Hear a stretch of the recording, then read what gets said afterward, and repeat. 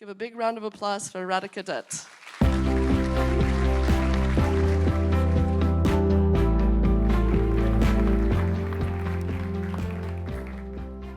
Hello. It's great to be back here. And if you thought my talk last year about product-led was radical, well, this year it's downright blasphemous. Why? Because I feel like OKRs have become a religion. Right? We take it on faith that OKRs work. Of course they work. Like, this is how you're supposed to build your company, how you're supposed to grow. So here I am to lay some blasphemous thoughts at the altar of OKRs. OKRs work about as well as putting duct tape on foundational cracks. So to be very clear, not very well. And it really is time that we have to rethink OKRs. Now, I'm glad that nobody has started throwing chairs. I'm glad that this blasphemy isn't creating riots. Excellent. And I can see some of you frowning, up front especially. So I want to clarify that I'm not suggesting that we throw away this entire concept of objectives and key results. What I'm really saying is it's the key results that are a problem. And what I'm advocating for is instead of key results and objectives, what we want to move towards is a radical form of OKRs where we use objectives and hypotheses and key learnings. So instead of key results, we want to move towards hypotheses and key learnings. Now, this conclusion that I've given you in the first 23 seconds of my talk, this is something that took me years and years to get to. So let me walk you through this journey and all of my observations with different companies and how I've seen OKRs go wrong. So let's do a checkup, and I'm going to share with you examples of symptoms of putting this duct tape on cracks. And let's see if you've experienced some of these symptoms, right? Feel free to share openly here. I think there are many dissidents here in this church, so feel free to share. Let's start with this first one. I was just observing a group of leaders in an organization. They were negotiating OKRs. And finally, one leader just got up and said, guys, I don't want to sign up myself and my team for failure by agreeing to these OKRs. Right? OKRs feel like an end-of-the-year exam. And if the exam is set too hard, it feels like you're being set up for failure. How many of us have felt like we've been set up for failure? Excellent. See, there are so many of us who are dissidents. Let's keep going. Okay, here's the next one. There was a product manager I was talking to. Their OKRs had been set in January. And by May, this product manager was saying, you know, I feel like OKRs are limiting me because OKRs make me work in this particular area, but I feel like I've discovered that this area is what I really need to be doing. That's where I could be adding the most impact. But I feel stuck. How many of us have felt stuck by OKRs and what we need to focus on? Thank you for sharing. See, we have lots of dissidents and heretics here. Okay, so to this problem, what I often hear people say is, oh, we'll just set OKRs repeatedly during the year. And I heard someone propose this solution to an executive at a large organization, and this executive just looked stunned and went like, yes, I know we're stuck with OKRs from January, but we would absolutely die if we had to do this multiple times in a year. How many of us have experienced that it's so painful that it's hard to set OKRs multiple times a year? Thank you. Okay, this next one is my favorite. I was working with a product team, and they came to me and said, we have all these metrics. How do we frame this for management so they can see it's a success, that it's working? How many of us have said this? It's so interesting that we want to show them it's working, right? Of course we want to show them it's working. what happens with key results is the focus is more on showing that it's working as opposed to proving to ourselves that it's working. Right?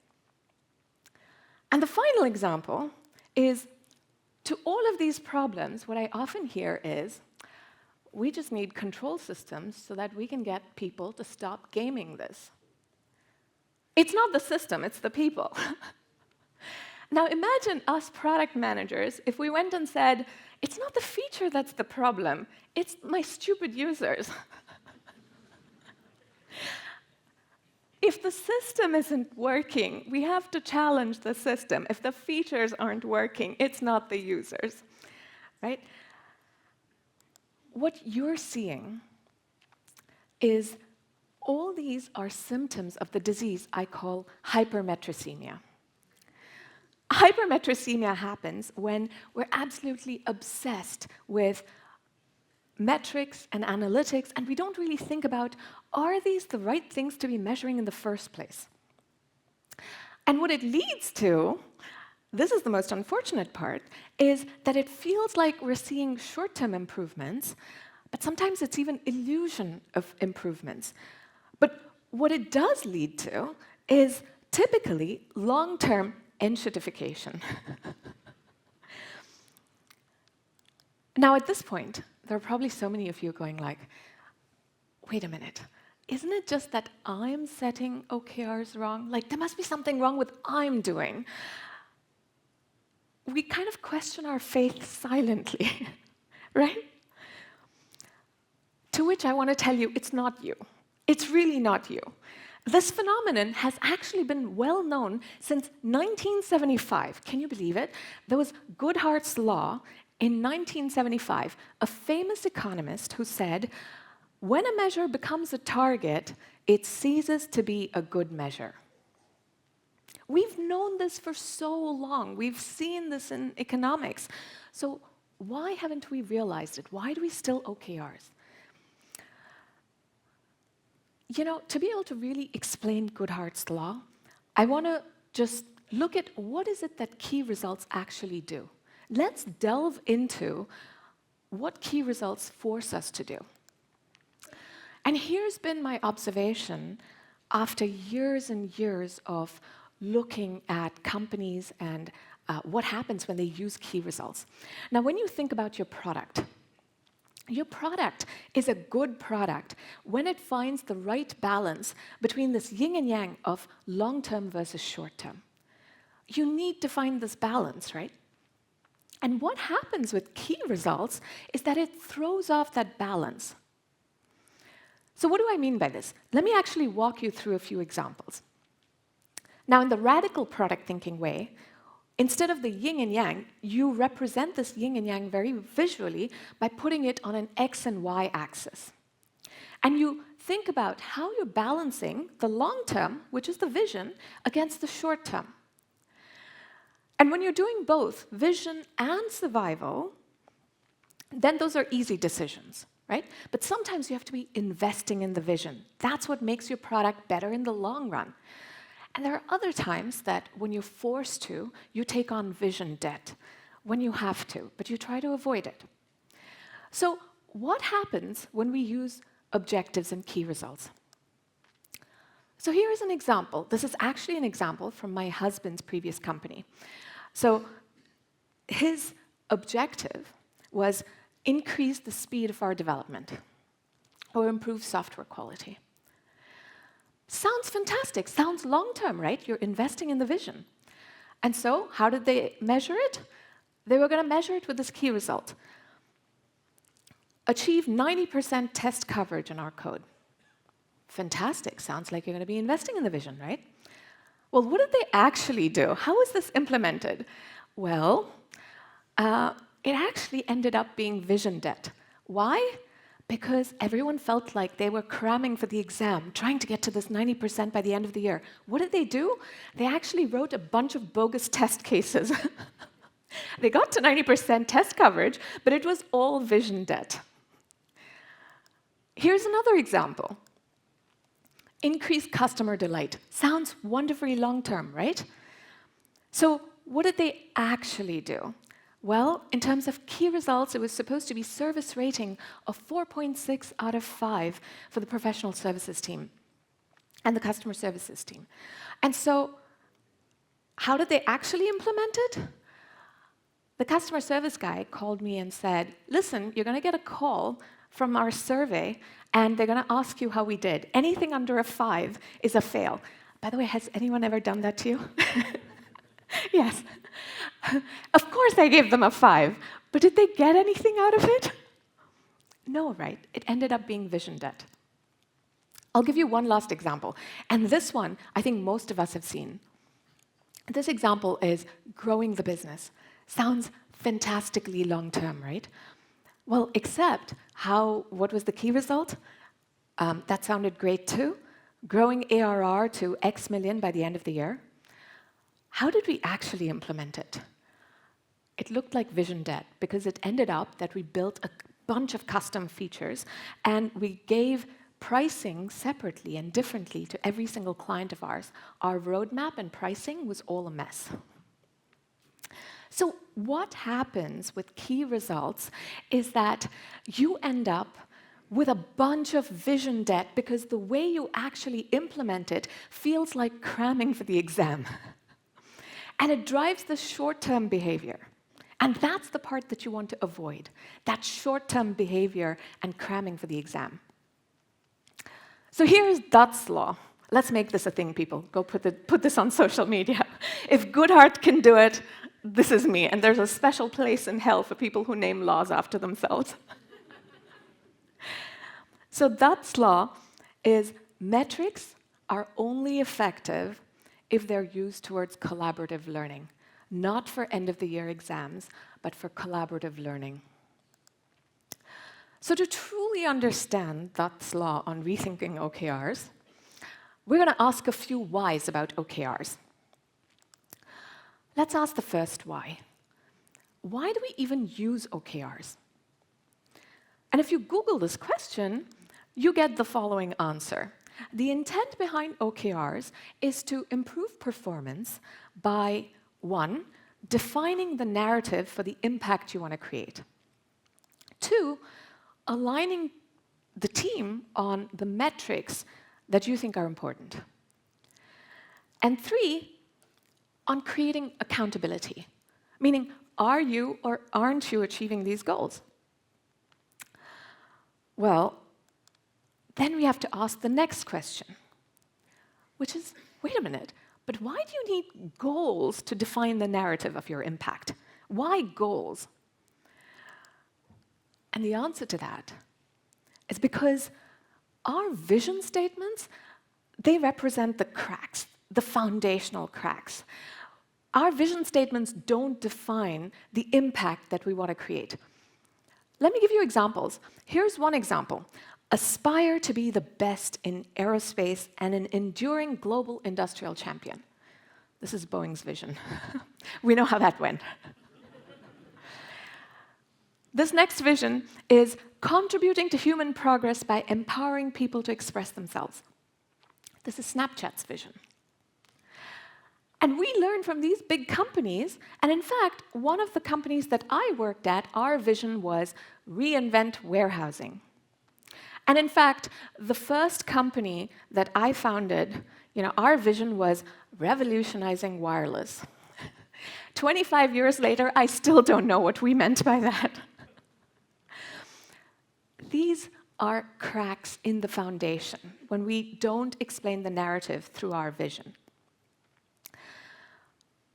And when you don't have a clear vision and strategy to define the narrative of the impact you want to have, then OKRs seem like the only possible option to align the whole team. And this is why you have this duct tape on cracks.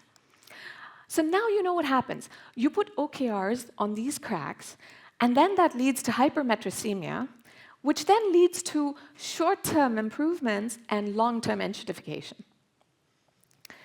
But now I ask the question, what happens when all of us in society start to build products like this, right? Using this approach.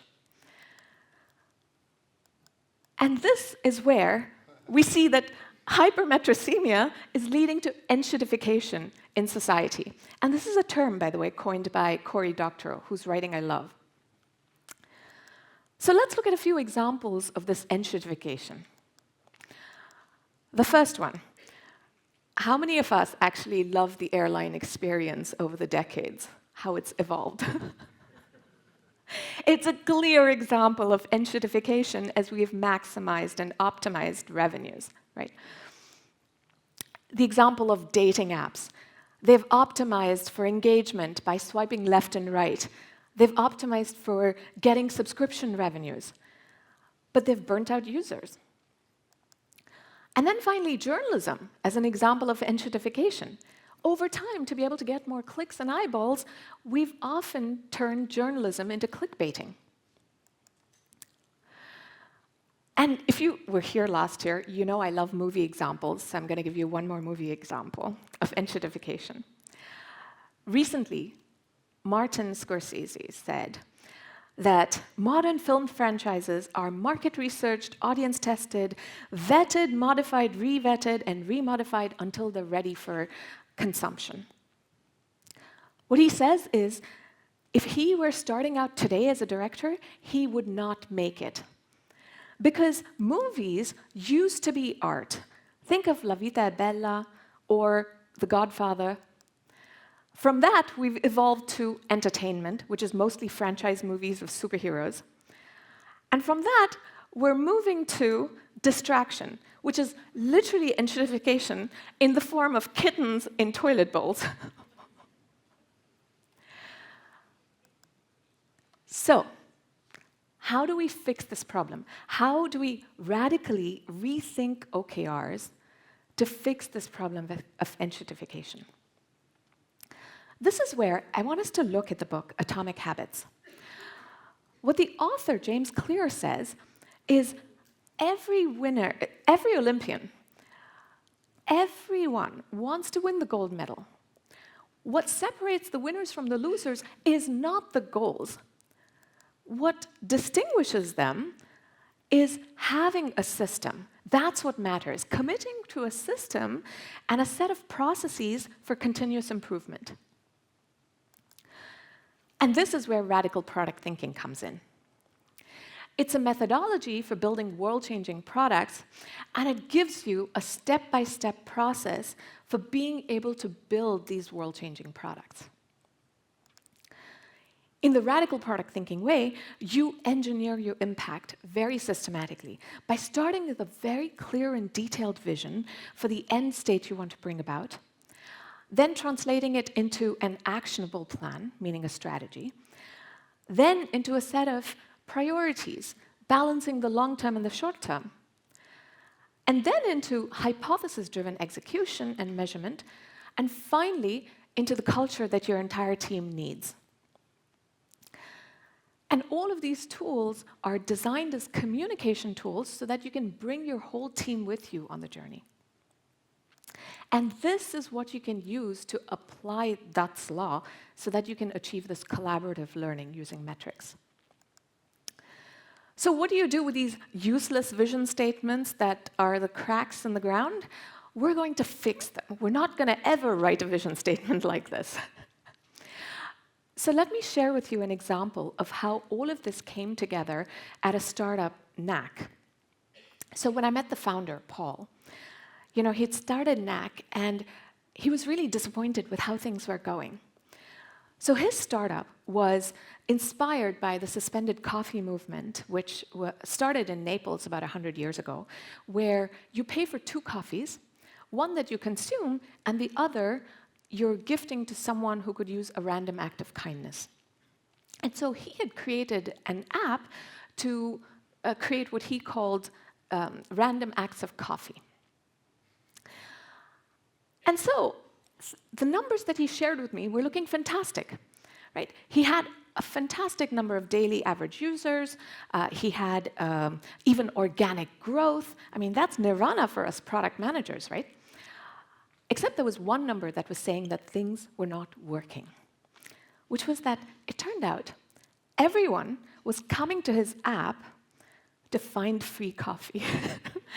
Nobody was actually buying anyone a coffee. And so, when I talked to Paul, we decided we needed to really rethink the vision. So here is a radical vision statement that we wrote that answered the who, what, why, when, and how. A detailed vision, not a fluffy one. Whose world are you trying to change? What does their world look like today? Why does it even need changing? Because maybe it doesn't. Then you can answer, when will you know that you've arrived? Meaning, when can you say mission accomplished? And then finally, how are you going to bring that about with your product? And so the radical vision statement for Knack was, today when people who often go to coffee shops want to spread kindness around them or say thank you to someone, they have to remember to pay it forward and overcome awkwardness if they're paying for a stranger. This is unacceptable because it results in these acts being rare and not a habit. We envision a world where spreading kindness is easy and becomes a habit for people. We're bringing about this world through an app that makes it easy to create random acts of kindness and buying someone a coffee to brighten their day. So this was our vision. But of course, now you know that a vision is only the first step. So then we needed a strategy. And in the radical product thinking way, you need a radical strategy, which is the mnemonic that says the R is for real pain points, which means what makes someone come to your product? And in this case, right, everyone was coming to Knack to claim the free coffee they were getting. But I'm hesitant to buy someone a coffee. I don't know what that feels like. It's going to be awkward. And so our solution was that we wanted to get you to experience giving someone a coffee without spending your money first, so that you experience that joy of giving, and then we'll teach you to pay for it. In terms of capabilities, this meant that we went and established partnerships so that brands could sponsor random acts of kindness, and this way users could get 2 coffees. One that you could consume, but the second that you had to gift.